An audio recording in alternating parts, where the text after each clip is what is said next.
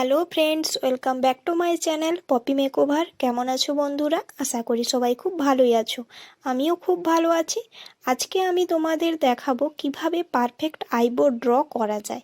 সুন্দর সহজ উপায়ে তোমরা কিভাবে নিজেদের আইব্রোটা ড্র করবে একদম প্রফেশনালিভাবে, সেটাই আমি তোমাদের আজকে দেখাবো।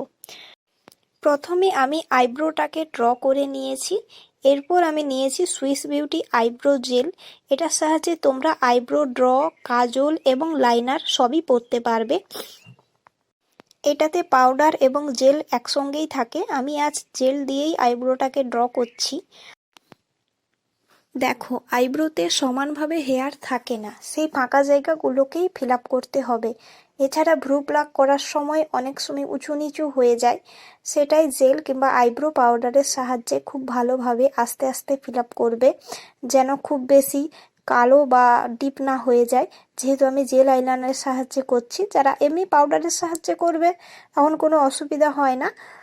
আইব্রো ফিল আপ করার সময় টানটা যেদিকে থাকবে হাতটা তোমরা সেদিকেই নিয়ে যাবে। ধরো তোমরা ডান দিকের আইব্রোটা ফিল আপ করছো, তখন কিন্তু হাতটা বাম দিক থেকে ডান দিকে যাবে। আর যখন তোমরা বাম দিকের আইব্রোটা ফিল আপ করবে, তখন কিন্তু হাতটা ডান দিক থেকে বাঁ দিকে যাবে। আশা করি বুঝতে পারছো।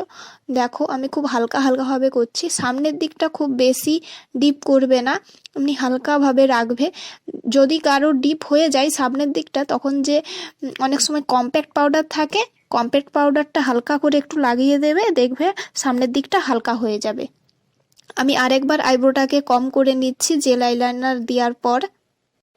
এরপর আমি আইব্রোটাকে আরও সুন্দরভাবে বোঝানোর জন্য ডিফাইন করব, তবেই শেপটা খুব সুন্দরভাবে আসবে।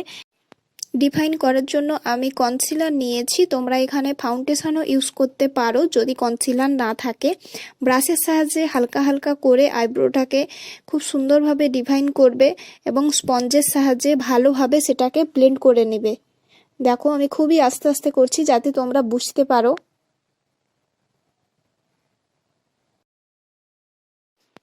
এখানে বলে রাখি, সবার আইব্রো কিন্তু সমান হয় না। আমি একটা ছবি দিয়েছি, দেখো আমার আইব্রোটা কিন্তু সফট রিচ, তাই আমি সেভাবেই ড্র করেছি।